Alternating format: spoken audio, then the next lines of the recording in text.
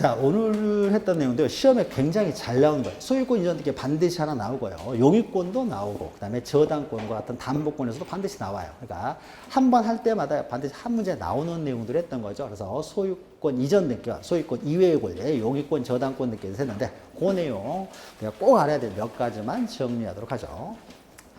먼저요, 이제 유증을 원인으로 이전할게요. 자, 유증 같은 경우는 미등기 부동산 그러면 보존등기의 문제예요. 보존등기는 포괄유증이냐 특정유증에 따라서 보존등기 하는 사람이 틀려집니다. 그러나 이전등기는요, 이전등기는 포괄유증하고 특정유증이 하는 형태가 다 동일하다는 거죠.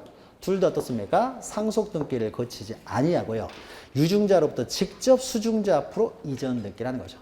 근데 상속등기를 하지 않고 직접 이전등기를 하는데 만약에 상속등기가 이미 돼버렸어요.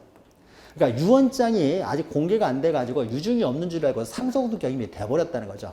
상속등기가 이미 돼 있으면요. 그러면 상속등기를 하지 않고 수증자명으로 직접 이전등기를 해야 되는데 그러면 상속등기가 돼 있으면 굳이 또 이것을 말소하고 다시 수증자명으로 직접 이전등기 하진 않고요.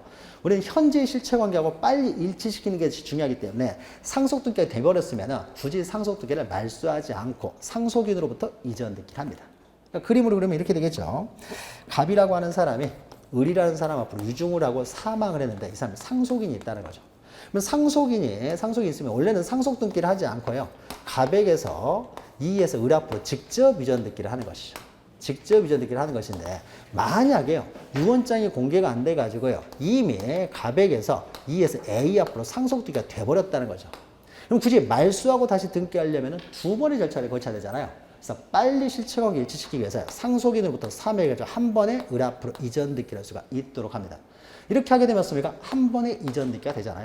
말소하고 다시 등기하려면 두 번 해야 되니까. 그래서 이미 상속등기가 돼 있을 경우에는 굳이 상속등기는 말소하지 않고요. 그냥 상속인으로부터 직접 이전등기도 가능합니다. 근데 상속등기가 안 돼 있으면요. 상속등기 생략하고 직접 수증자명으로 이전등기를 하는 것이고요. 유증은 단독으로도 많이 나옵니다.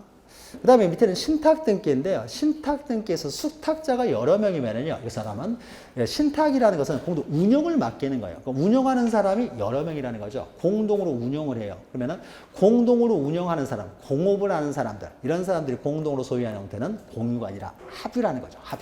합유라는 거 기억하시면 됩니다. 그래서 수탁자가 여러 명이면은 합유등기를 한다는 거죠. 자, 그 다음에 또 밑에 우리가 지역권 설정에 있어서요. 반드시 소유자들끼리만 지역권 설정 계약을 하는 것이 아니라 그 승역지의 사용권자, 요역지의 사용권자들도 지역권 설정 계약을 할 수 있습니다.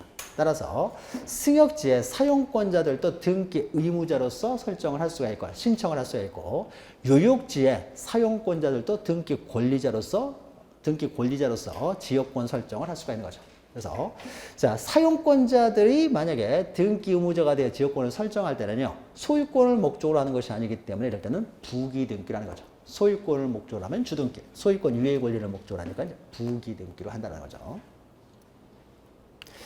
자, 그 다음에 또 전세권과 관련돼서요. 굉장히 이제 중요한 내용이죠. 전세권을 빼먹고 간 거 없었죠, 우리가.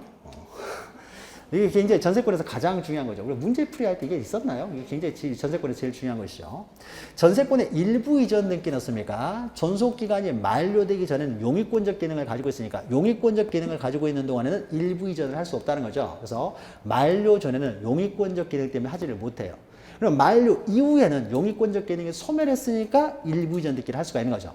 다만 아직 존속기간이 만료되기 전이라고 하더라도 용의권적 기능을 소멸을 시켰어요.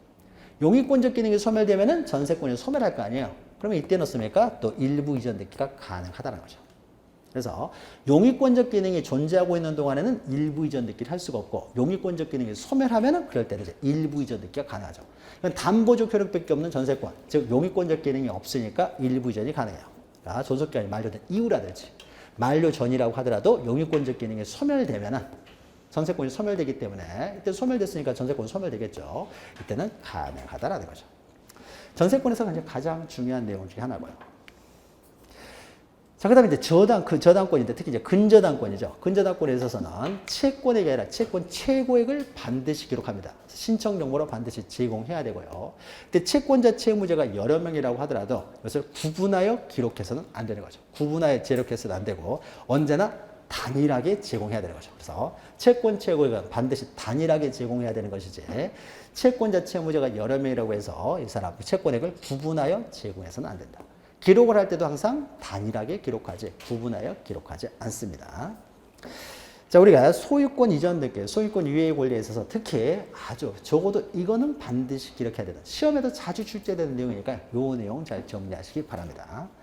자, 그러면 다음 시간에는요, 이제 기입 등기가 실체관계 이제 불일치하는 등기, 그 다음에 가하 등기, 기타 등기들에 대해서 이제 살펴보도록 하겠습니다. 자, 다음 시간 뵙겠습니다. 수고하셨습니다. 감사합니다.